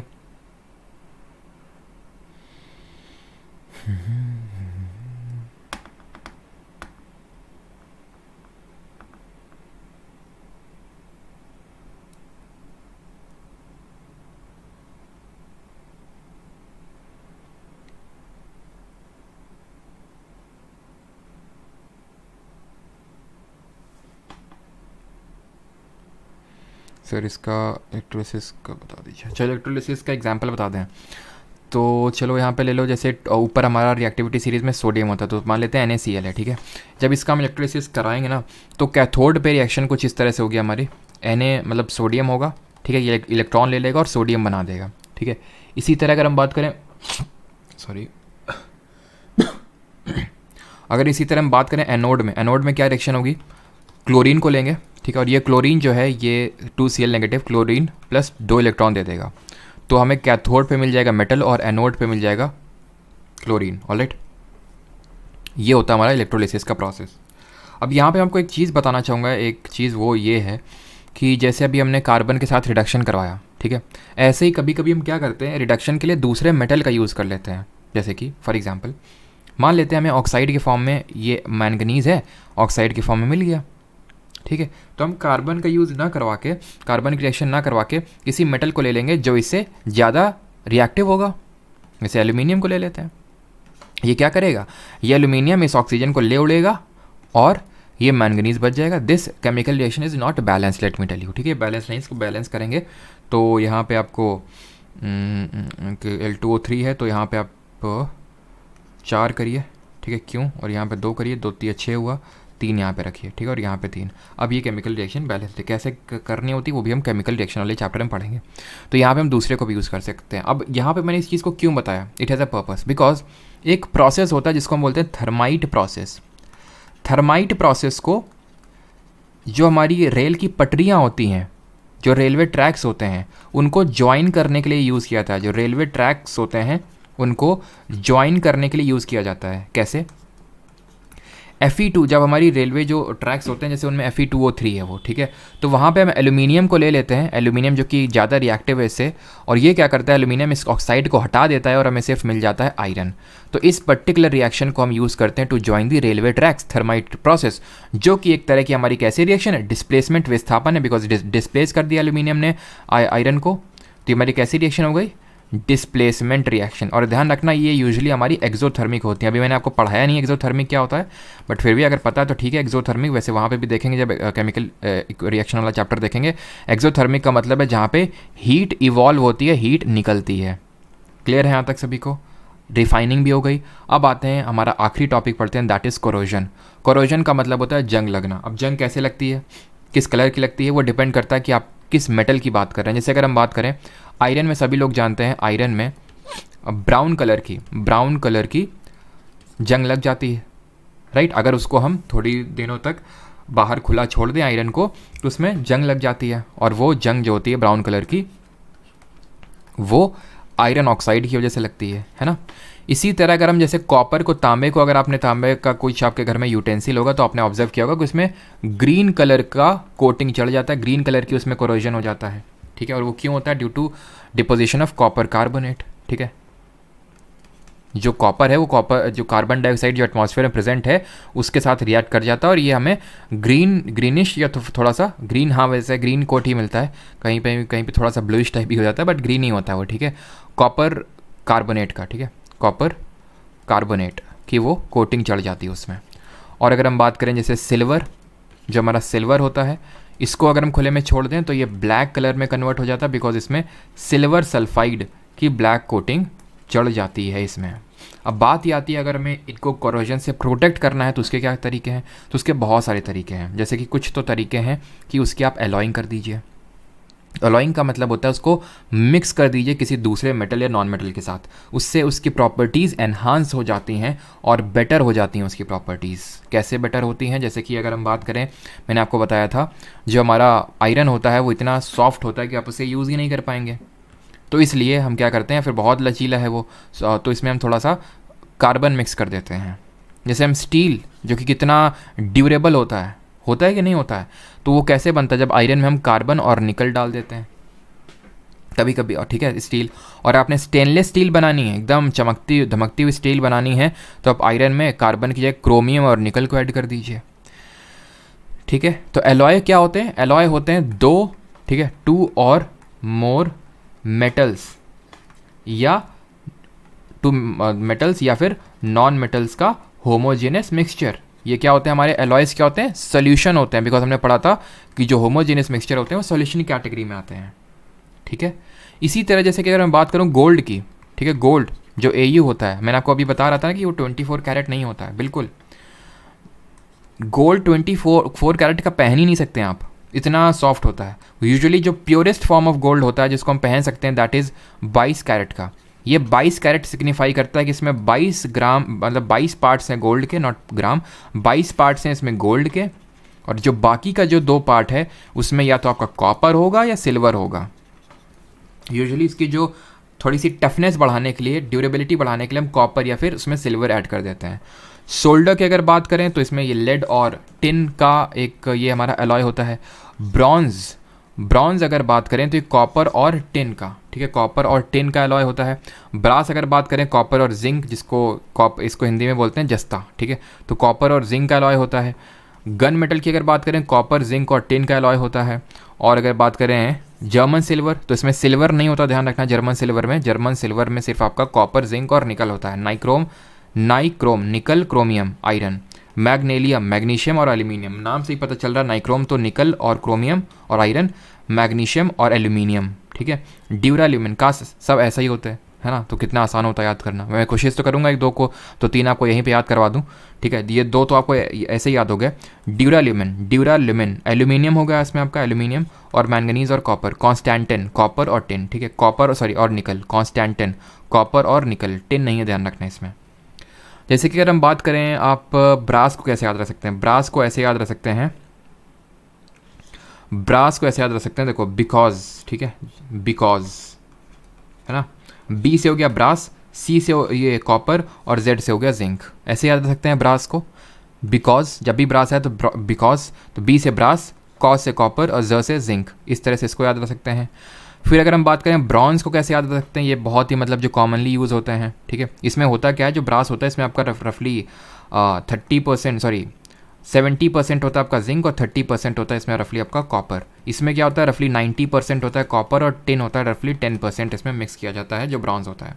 ब्रॉन्ज को हम ऐसे याद रख सकते हैं, जैसे जो ब्रॉन्ज होता है हमें ब्रॉन्ज मेडल मिलता है ना। अभी जैसे हमारे एशियन गेम्स में इंडिया टीम काफ़ी ब्रॉन्ज मेडल लेके आई थी, है ना, तो ब्रॉन्ज मेडल लेके आई थी, तो ब्रॉन्ज को ऐसे याद रख सकते हैं कि ब्रॉन्ज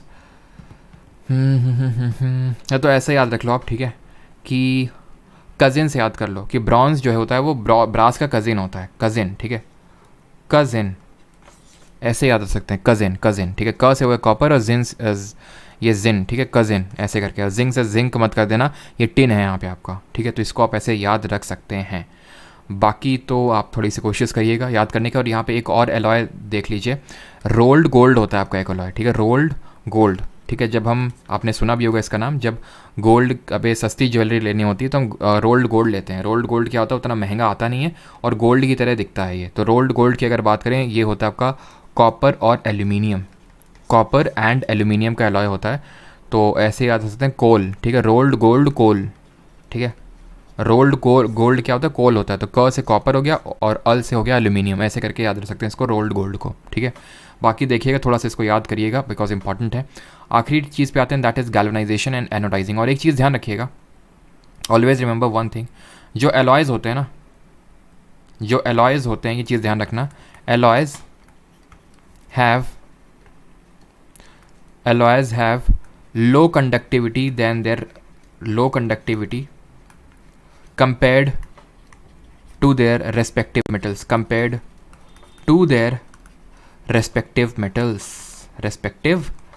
से अगर हम उनको कंपेयर करें तो उनकी कंडक्टिविटी कम होती है। ये चीज़ को आपको ध्यान रखना। जैसे फॉर एग्जांपल अगर हम बात करें ब्रास की, तो ब्रास कॉपर और जिंक का अलॉय होता है, ठीक है, तो ब्रास की जो कंडक्टिविटी है always will be less than the copper and zinc.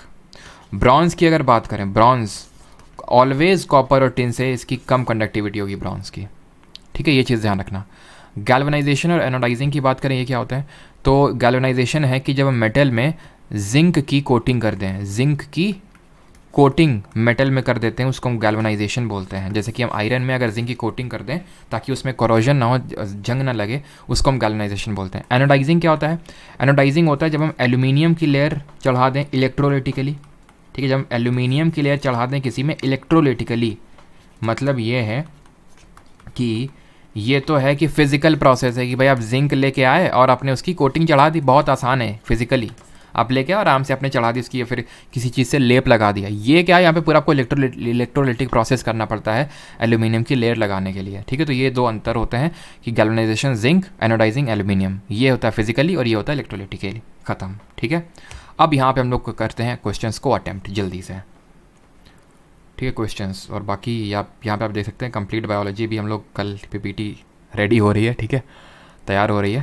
बाकी कल इसका भी होगा, है ना, सुबह 9 बजे तैयार रहिएगा, पूरी बायोलॉजी का रिवीजन होने वाला है। चलिए, तो पहला क्वेश्चन ये रहा आपके स्क्रीन पे, जल्दी से सॉल्व करिए इसको। First question, due to which property of iron a piece of hot iron can be beaten into a knife. लोहे के किस गुण के कारण गर्म लोहे के टुकड़े को पीट कर चाकू बनाया जा सकता है, बताइए। जब बफरिंग,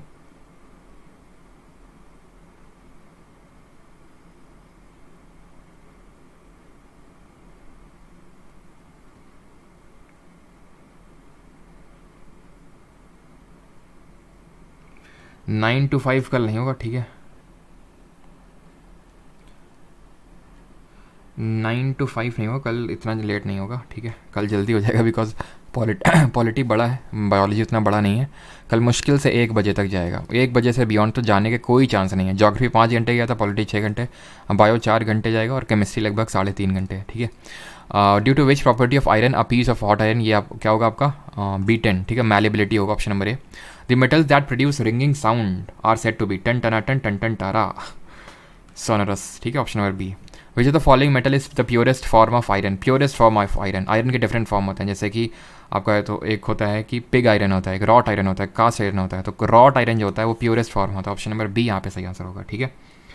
अगला क्वेश्चन है, कल कितने घंटे होगा भाई? 4 घंटे से ज़्यादा नहीं होगा कल, मैं आपसे पक्का श्योर बोल रहा हूँ, 4 घंटे से ज़्यादा हो निकल लेना, ठीक है। वैसे यहाँ पे मैं कोई अपने फ़ायदे के लिए नहीं वन शॉट करवा रहा हूँ, आपको ही पता है, ठीक है। और अगर आपने वो ज्योग्राफी का लेक्चर, पॉलिटी का लेक्चर कर लिया, उसके बियॉन्ड आपको कुछ करने की ज़रूरत पड़ेगी नहीं। An element is soft and can be cut with a knife, खत्म, इतना ही काफ़ी था। Which property of metal is use for making bells and strings of musical instrument like sitar and violin. किसको घंटी वगैरह बनाने के लिए यूज़ करते हैं? मैलेबिलिटी, सोनोरस, डक्टिलिटी या फिर कंडक्टिविटी। तो घंटी कैसे? सोनोरस, ऑप्शन नंबर बी, ठीक है। Option number B. Question number 6, which of the following metals having atomic number 3 is a soft silvery metal with a very low density that reacts vigorously with water and corrodes quickly in air? Atomic number 3 hydrogen, helium, lithium, option number 3 यहाँ पे सही answer होगा, ठीक है। और lithium को हम लोग वाइट गोल्ड के नाम से भी जानते हैं, और हमें पता है लिथियम के रिजर्व में मिले थे। लिथियम बहुत वाइट गोल्ड इसको इसलिए बोलते हैं बिकॉज अभी करंट जो सिनेरियो चल रहा है जहाँ पे इस टेक्नोलॉजिकल वर्ल्ड में लिथियम का बहुत यूज़ होता है, लिथियम आयन बैटरीज वगैरह बनती हैं। हमें आपको पता है कि ये मिला था हमें, जो रियासी डिस्ट्रिक्ट है जम्मू एंड कश्मीर की, वहाँ पे देखने को मिला था लिथियम के रिजर्व्स। जब यहाँ पे चिनाब ब्रिज का कंस्ट्रक्शन वगैरह हो रहा था तब इसको विस्फोट करवाए गए थे चट्टान में, बिकॉज मेरे फादर वहाँ पे थे तो उन्होंने इसे बताया था ऐसे करके, तो कि वहाँ पे मतलब ऐसे तरह से डेली का है तो विस्फोट करवाए जाते हैं वहाँ पे, ठीक है। तो वो करवाए गए थे और उसी में ही ये रिजर्व्स मिले थे। और राजस्थान की एक बी से करके कोई डिस्ट्रिक्ट स्टार्ट होती है, याद नहीं आ रहा, वो वहाँ पे भी मिले थे, बट वो फिर बाद में कंफर्म नहीं किए गए थे, बट ये कंफर्म थे, ठीक है। लिथियम के जो रिजर्व्स हैं तो इसको वाइट गोल्ड ही बोलते हैं। Which element is use to make the coils use in water heaters. Water heater में हम कॉयल किस चीज़ की बनाते हैं? Copper nichrome, a mixture of aluminium copper, a mixture of iron and steel. सभी का सही है, सभी का सही है। अंजलि, रोहित, प्रगति, हाँ, सेमी कंडक्टर, बिल्कुल। तो अब यहाँ अगर बात करें यूज इन वाटर हीटर्स, तो वाटर हीटर में यूज़ करते हैं नाइक्रोम को, ठीक है। वाटर हीटर में नाइक्रोम यूज़ करते हैं, निकल और क्रोमियम। अगला क्वेश्चन है, which metal was earlier called as wolfram. इनमें से किस धातु को पहले वुल्फ्रैम के नाम से जाना जाता था? टंजस्टन, मोलिब्डेनम, जिंक या फिर रेडियम। तो वोल्फ्रैम के नाम से टंजस्टन को जाना जाता था, जिसका सिंबल W होता है। रीज़न इसका ये बिकॉज वॉल्फ्रेमाइट करके एक और होती थी जिससे इसको एक्सट्रैक्ट किया जाता था जनरली पहले, तो इसी वजह से इसका नाम वोल्फ्रैम है। MTS 2019 में क्वेश्चन पूछा गया। CPO 2019 में, विच of the following metals in pure form has the lightest highest melting point? टंजस्टन, copper, gold या फिर प्लैटिनम। सबसे ज़्यादा मेल्टिंग पॉइंट किसका होगा? ये भी होगा हमारे टंजस्टन जी का, ऑप्शन नंबर ए, ठीक। अगले क्वेश्चन पे आते हैं 11th, which of the following elements found in water is responsible for the cancer. इनमें से कौन सा ऐसा एलिमेंट है, मेटल है जो कि कैंसर के लिए रिस्पॉन्सिबल है? आर्सेनिक, आयरन, क्लोरीन या फिर फ्लोरीन। सही आंसर होगा यहाँ पे ऑप्शन नंबर ए, आर्सेनिक। अगर फ्लोरीन कम होता है तो फिर जो है हमें टूथ डिके की जैसी प्रॉब्लम हमें देखने को मिलती है, ठीक है। तो आर्सेनिक होता है आपका। अच्छा ये बताइए, अगर वाटर में नाइट्रेट आयन होता है तो कौन सा डिजीज़ देखने को मिलता है? हम लोगों ने बायोलॉजी में पढ़ा था। विच और किस डिजीज़ से, कौन सा मेटल होता है जो डिपॉजिट हो जाता है लंग्स में, ठीक है, जिसकी वजह से वाइट लंग डिजीज़ होती है? बताइए जरा। विच of the following is one of the metals used in LED semiconductor technology. LED semiconductor technology में किसको यूज़ करते हैं? आयरन, कॉपर, गैलियम या फिर जिंक को। LED सेमीकंडक्टर टेक्नोलॉजीज़ में हम यूज़ करते हैं गैलियम को मेनली। और यहाँ पे आर्सेनिक, ब्लू बेबी सिंड्रोम सबका सही आंसर है, ठीक है।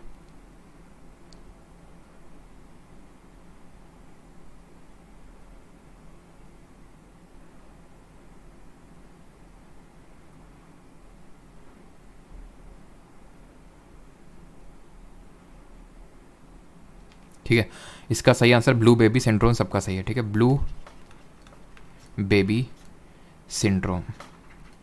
ठीक है, ब्लू बेबी सिंड्रोम इसको बोलते हैं। गैलियम सब, डेगाना, बिल्कुल डेगाना उस डिस्ट्रिक्ट का नाम था, डेगाना, बिल्कुल वही डेगाना। ठीक है, चलिए तो यहाँ पे गैलियम हो गया answer. Dash is the property of metals due to which the thin wires can be made by stretching them.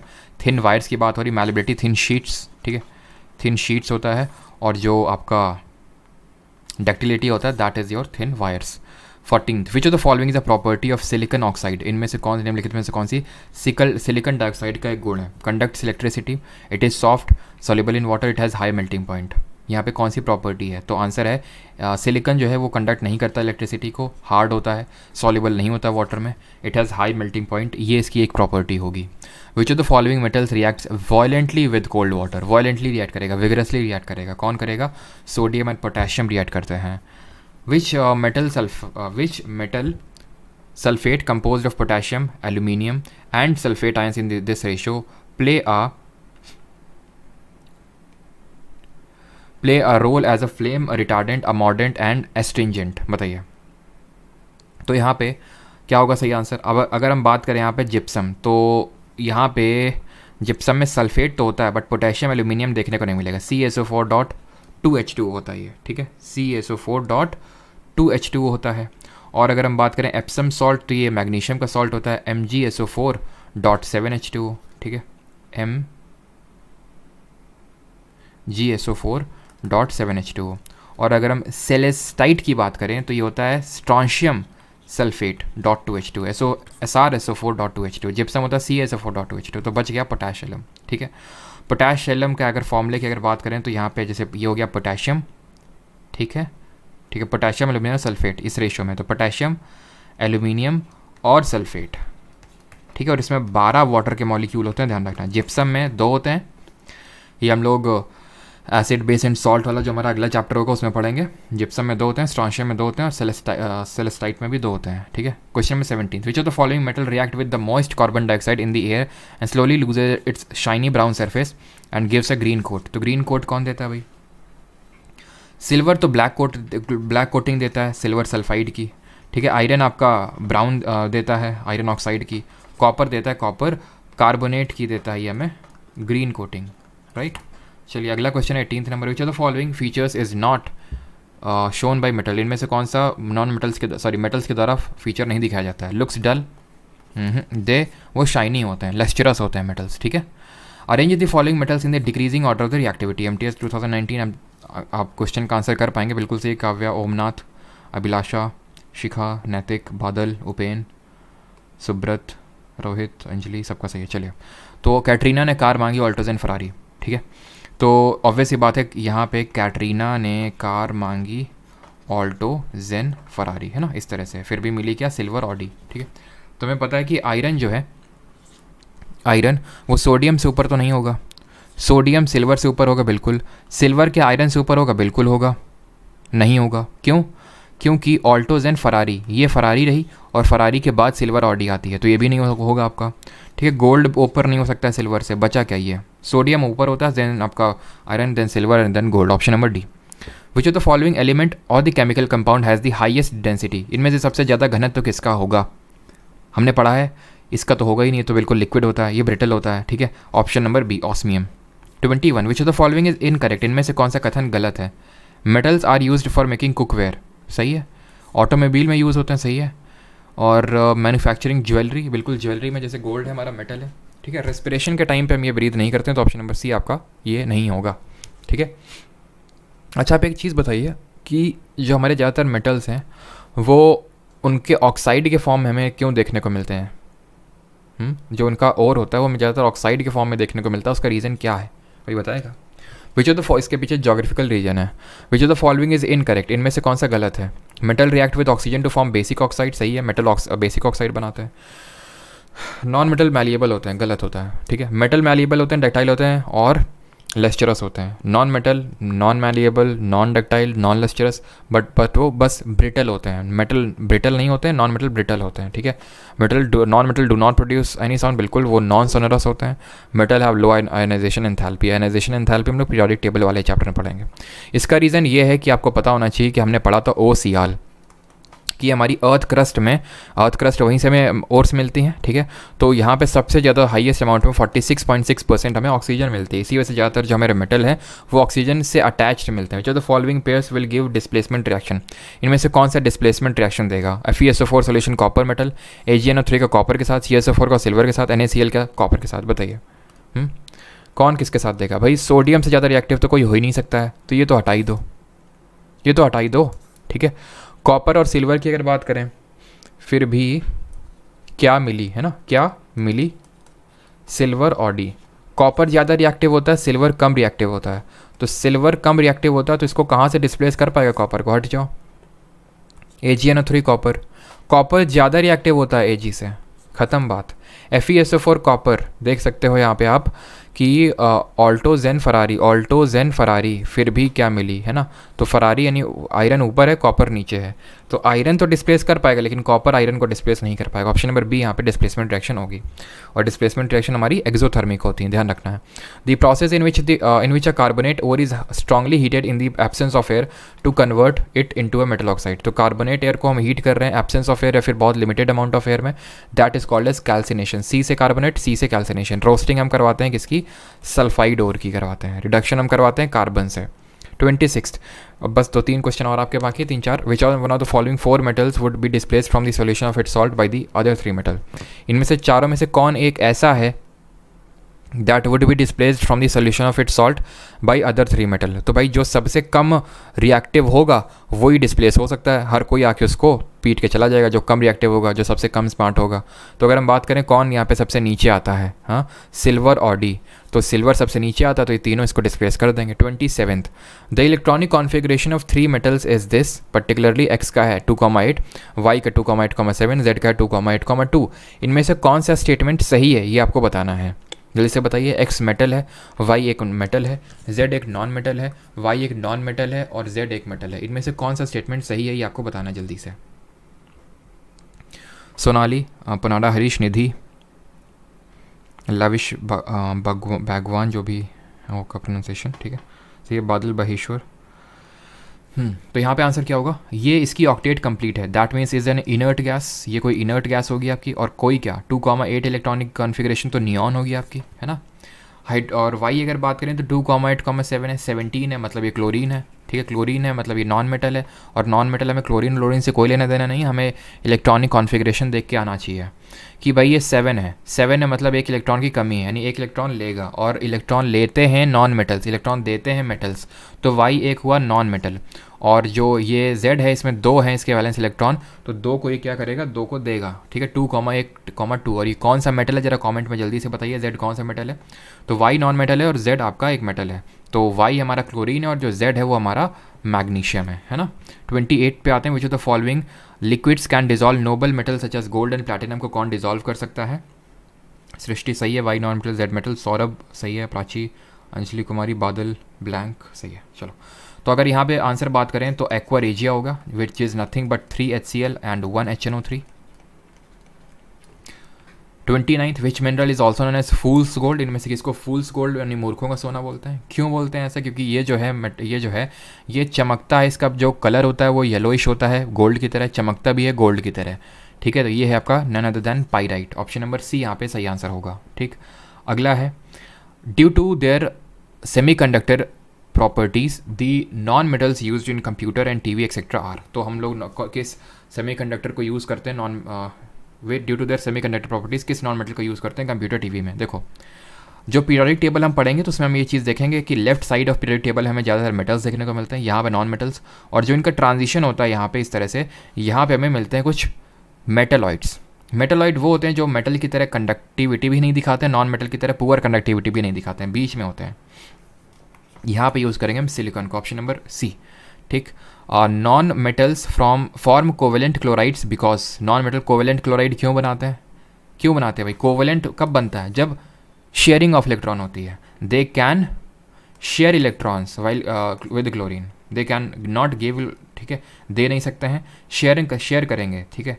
अब देख सकते हैं बी और डी आपके कंट्रास्टिंग है, सिमिलर और कंट्रास्टिंग ऑप्शंस हैं। 32 विच of the following is an example of metalloid, metalloid का एग्जांपल कौन सा है यहाँ पे, तो मेटेलॉइड का एग्जांपल आपका बोरॉन, ठीक है, बोरॉन आपका एग्जांपल, बोरॉन, सिलिकॉन, ये सब आपके बोरॉन, सिलिकॉन, जर्मेनियम, ठीक है, एसिटाइन, सेल्यूरियम, टेल्यूरियम, ये सब ये कैसे आपके, सिलिकॉन, टेल्यूरियम, ये सब कैसे आपके, ये आपके मेटलॉइड्स हैं, यानी कि मेटल और नॉन मेटल के बीच में आते हैं। मेटल जितने कंडक्टिविटी भी नहीं दिखाते हैं, नॉन मेटल जितनी पुअर कंडक्टिविटी भी नहीं दिखाते हैं। 33 विच of the following metal is a metalloid, again वही सेम क्वेश्चन है, वहाँ बोरॉन था, यहाँ क्या आंसर होगा, सिलिकॉन होगा, ऑप्शन नंबर सी, ठीक है, सिलिकॉन हमारा एक मेटलॉइड है।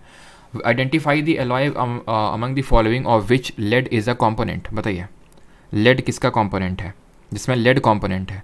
तो हमने देखा था जो सोल्डर होता है, सोल्डर वो क्या होता है, लेड और टिन।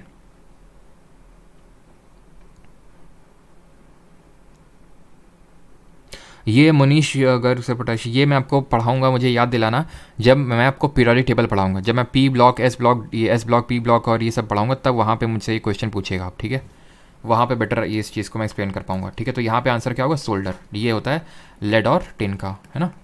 चलिए अगला देखते हैं, और ये किसका होता है ज़रा बताइए, कॉपर और निकल का होता है, ध्यान रखना ये टिन नहीं होता इसमें, कॉट है ना, कॉन्स्टेंटाइन में। 36 Constantine is an alloy copper and, देखिए वही सेम क्वेश्चन रिपीट हो गया, निकल होगा, ठीक है, इसमें 10 नहीं होगा, बस ये चीज़ ध्यान रखनी है आपको।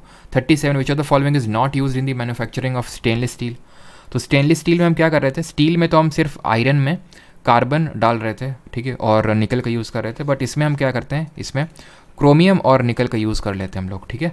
तो कार्बन भी यूज़ कर लेंगे स्टील में, बट सल्फ़र का यूज़ नहीं होता इसमें, ध्यान रखना है आपको, ठीक है, सल्फ़र यूज़ नहीं होता है।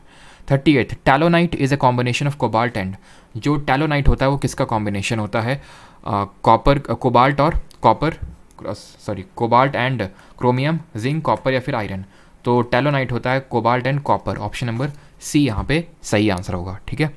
अगला क्वेश्चन है क्वेश्चन नंबर 39 कि जो ब्रास होता है वो किसका अलॉय होता है, सॉरी यहाँ पे कॉपर नहीं होगा, ये कॉपर नहीं होगा, ठीक है। टैलोनाइट ऐसे मैंने याद किया था, सी से कोबाल्ट और सी दोनों है, ठीक है, कोबाल्ट सी तो है, लेकिन कोबाल्ट और क्रोमियम यहाँ पे मैंने देखा ही नहीं, ठीक है, ये क्रोमियम होगा आपका option number A, cobalt and chromium.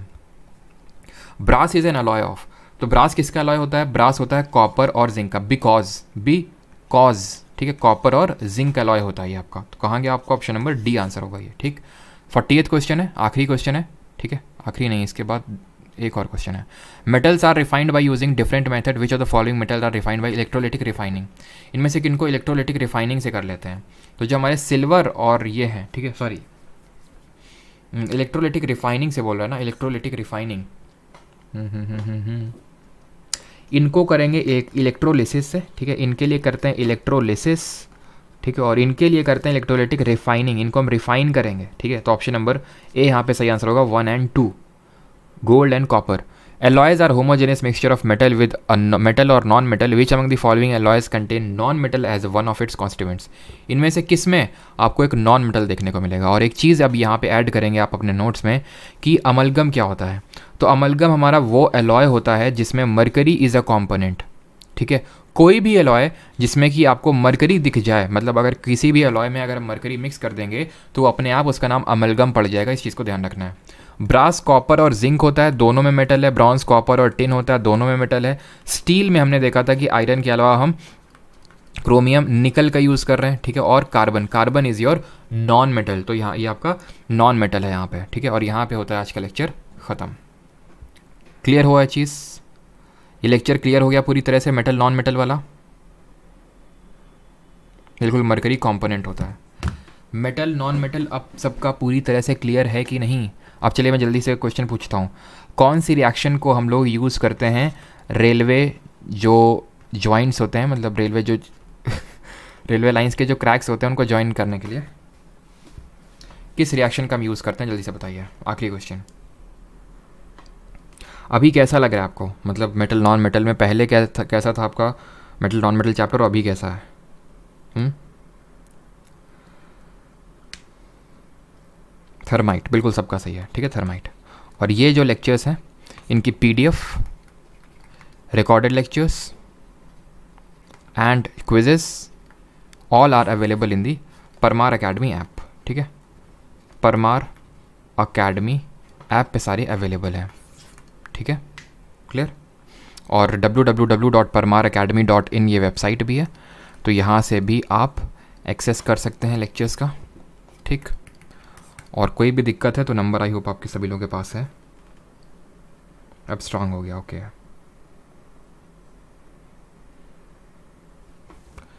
पेट गुड़गुड़ कर रहा है। कोई कूपन नहीं है नीतीश, कोई कूपन नहीं है। Far better, okay. Feeling better आरफ, सोनू थैंक्स थैंक्स। हिस्ट्री कब होगा संदीप? हिस्ट्री जैसे केमिस्ट्री के बाद will do most probably the physics, ठीक है, शायद। बाकी उसके बाद हिस्ट्री ही होगा। सब कुछ हो चुका है, अब हिस्ट्री ही बाकी है, ठीक है।